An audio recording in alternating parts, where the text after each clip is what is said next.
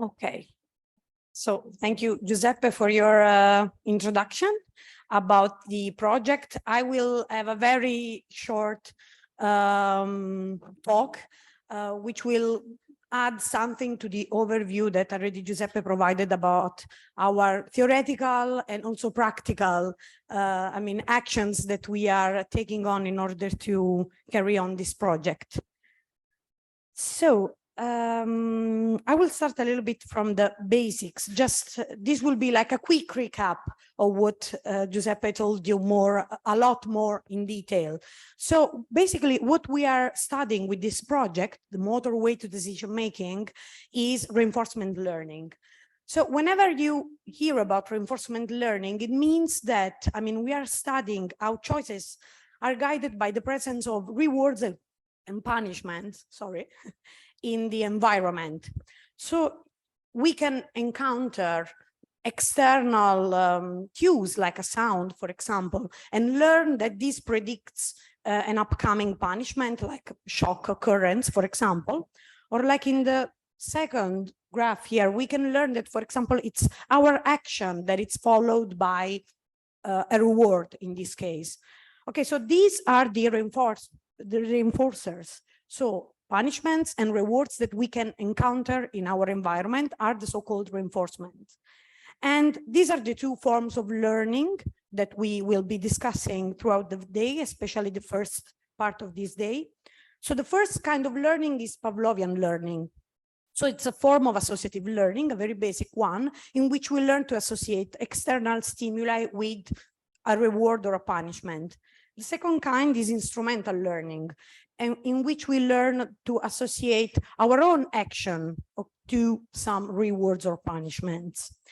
Now, this is a very basic form of learning, one of the most basic forms of learning, so basic that even aplesias, which are sea slugs with only about 20,000 neurons, also show this kind of learning.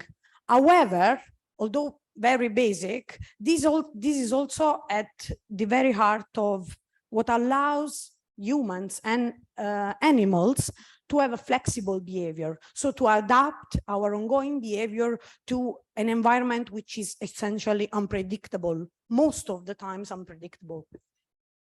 So what happens here is that these two forms of learning, Pavlovian and instrumental, are not completely independent from each other. They interact. So whenever we learn instrumental associations, we learn, as I just said, that Pavlovian associations, we learn that external cues, for example, can lead us to a reward. And whenever we learn instrumental association, we learn that actions can lead us to a reward.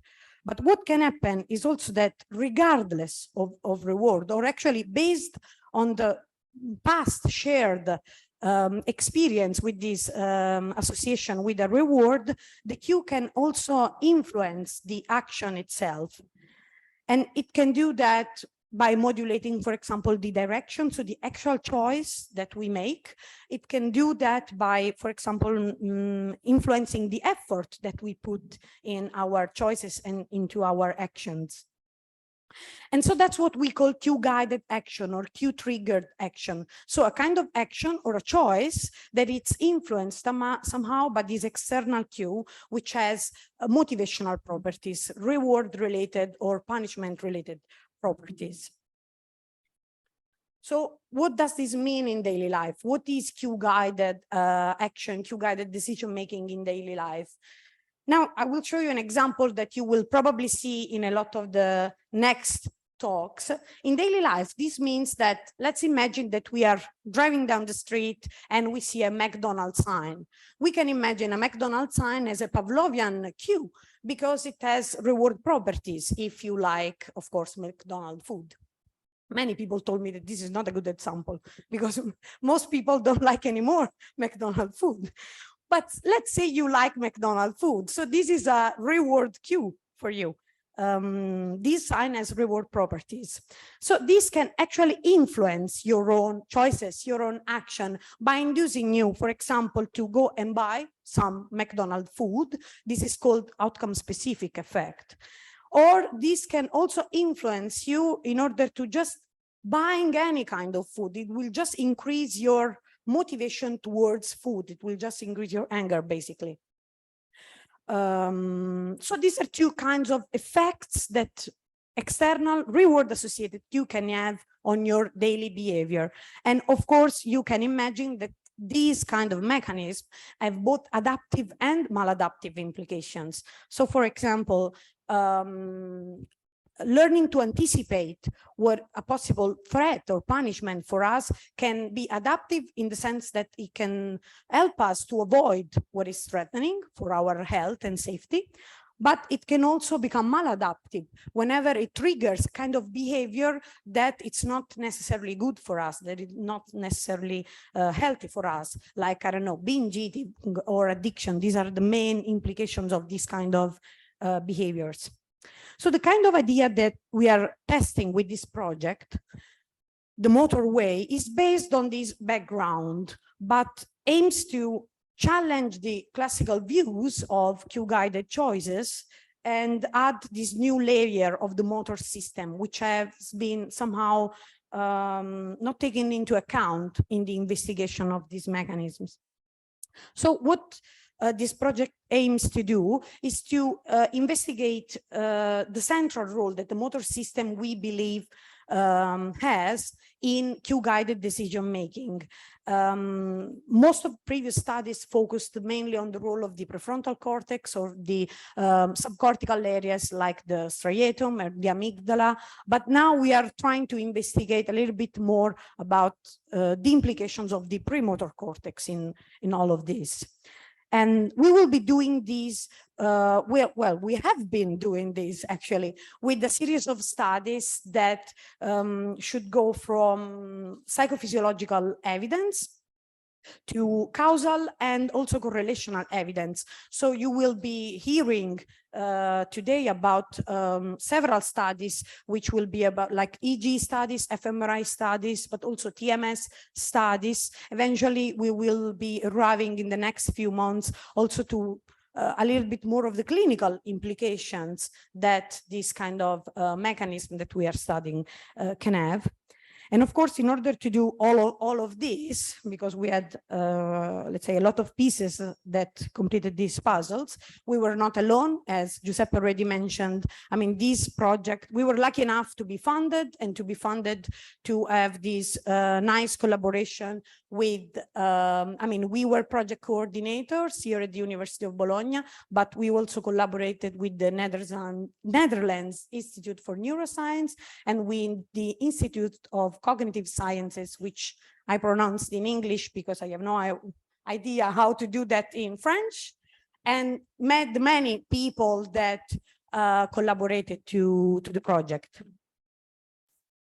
So just to give you a brief overview of what we will be looking at this morning and this afternoon. So this morning, all the projects, all the presentations that you will hear are directly related to the MoDeM project, to the motorway of decision-making. So first of all, Gianluca Finotti will present some EEG data, will show us some evidence about beta desynchronization. Then Yu Long Ang will show us an fMRI study. And then Jianji Wei, a TMS study. And all these studies will have in common the paradigm. So we all work together to create a common paradigm, a common task that could be investigated with all these different approaches and techniques. Then finally, Luigi Degni will show, let's say, the next steps, the future, what we want to do next in the investigation of this motorway to the decision-making. Then we will have a short lunch break. And then in the afternoon, we will have 2 more sessions. During these sessions, the first one will talk about mainly the implications also of the how we interact with others. So we will have Valeria Gazzola, Cass Turling, and Lara Bardi that will present a series of studies that will have, again, different techniques at the basics, but we'll also discuss a little bit about the role of others and the interaction with others and how our actions are also related to the actions performed by other people. And then finally, in the second part of this afternoon, we will have Sonia Betti, Daniela Dalbagno, and Francesca Sarita that will talk about the aversive part of reinforcement learning. So this morning will be all about reward learning, and this afternoon will be all about motor implications of aversive or threat actually learning. So I would like to finish by thanking all of my group, because I mean, of course, we all work together to carry on the project, to create this event today. And I also want to thank you all very much, because in recent times, I mean, we also learned that we can collaborate very well on, you know, happy events like this one. But we also showed extraordinary, I mean, group skills whenever we were in difficult situation. And this thank you goes not only to my group, but to all, I mean, our research lab, because they were actually great in showing us a lot of support when we were in very hard times. So thank you all. I really hope you will enjoy today's, I mean, talks. And I will now give the floor to, well, Francesca, which will be chairing for us this session. She's moved, but she's the one we have been helping through these hard times.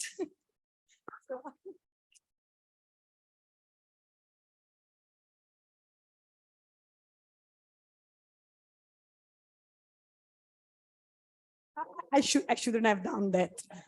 If she was going to share, I'm sorry. I can share I can present Gianluca, don't worry, teacher time.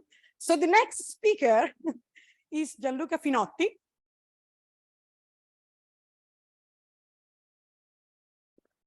Ah? Sì, vabbè.